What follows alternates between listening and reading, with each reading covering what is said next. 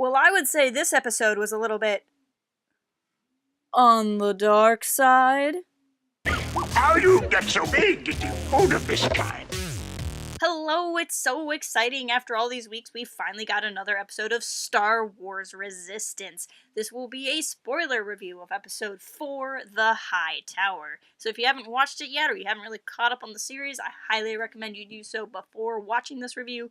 If you would like to see reviews of past episodes or a spoiler-free review of the opening of the series, go ahead and click over here and I'll have some handy-dandy links for you. But with that, let's get into the actual episode that we got to see. Basically, the short version, not that I really want to give you the end before you've had to watch the whole video, but the short version is this episode was great. This episode was amazing. This episode was everything I wanted the series to be, or at least what I wanted the series to be in season 1. It really just hit every point that I wanted. Somehow it managed to hit every point that the entire series had set up, and did it in just, a singular half-hour episode where the pilot was a two-parter combined into one thing. This is probably my favorite. Up until now, I would say the pilot was my favorite, but this is my favorite episode so far. So let's kind of do a quick list of everything we got to see in this episode. We got Kaz doing some actual spying. We got flight aspirations as he continues to want to be an ace. We got background on Tam. One of my complaints so far is that we just really hadn't learned anything about the other cast of characters in the show outside of a little bit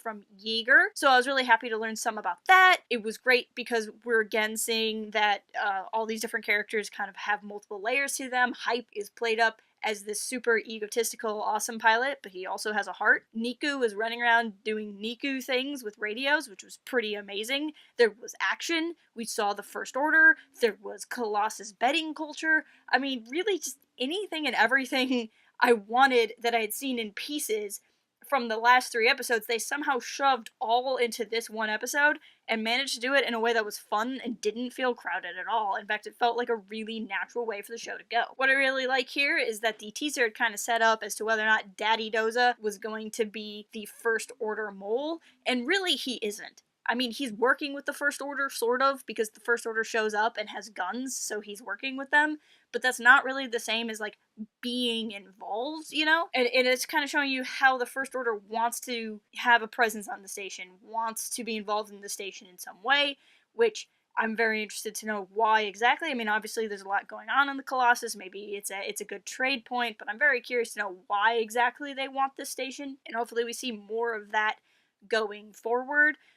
But I like that Kaz was looking for a mole, and I don't think we found him. I mean, Kaz does wonder him to himself if Daddy Doza is the mole, but I don't think so. To me, a mole is somebody who is leaking information, and it doesn't look like Doza did. Instead, I think this is going to kind of be a red herring for Kaz to kind of follow this guy, because it's obvious that following him will kind of get him information on the First Order, but we're actually going to find out that somebody else is the real mole, probably finding information that could be used against Doza. Which, now that I say that, people have been wondering, was it going to be Daddy Doza who's the mole? Is it going to be Yeager who's the mole? Who's going to kind of show up and be this problem? What if it's Tora? And that's pure speculation.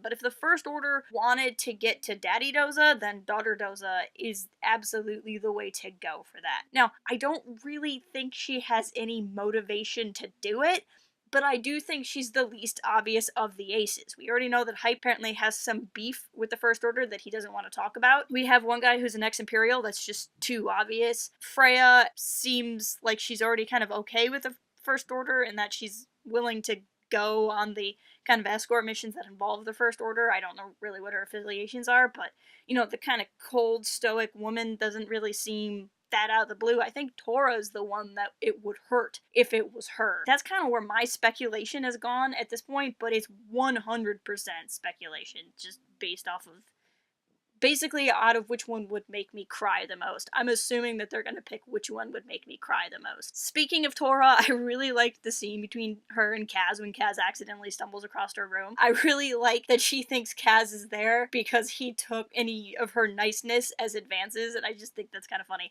For those of you who are shipping the two of them, I don't think it outright rules anything out between the two of them, but it does rule out anything happening soon.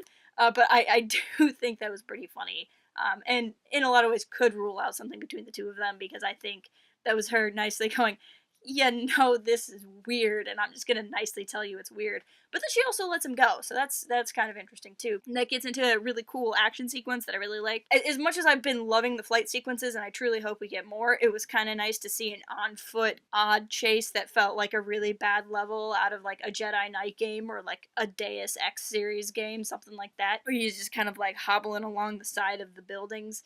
What I really, really like is that they had a bet going, and there's like a crowd cheering them on, and it really shows you now that that crowd's not really going to care about the First Order, but they're not actually going to go and help Kaz either. And so I think that that was a really great scene from a standpoint of writing, because it was humorous, and it was humorous in a way that wasn't necessarily slapstick. It was humorous in the context of the culture of the Colossus that you could only understand if you knew the culture on the Colossus, but it also shows you where the people stand. Like I said, that they're more neutral. They obviously don't like the First Order. They obviously care more about Kaz, but no one, not even Tam and Niku, were going out there to help Kaz from the First Order. I also kind of thought that the shtick of showing you the device that was going to help with the episode was a little bit less heavy-handed this time, where we've seen in other episodes. So that the radio, as soon as we saw the feedback system with the radio, I was like, oh man, this feedback system is going to be like the other feedback system we already saw. But no, as it turns out, it was just a radio that Kaz used to spy.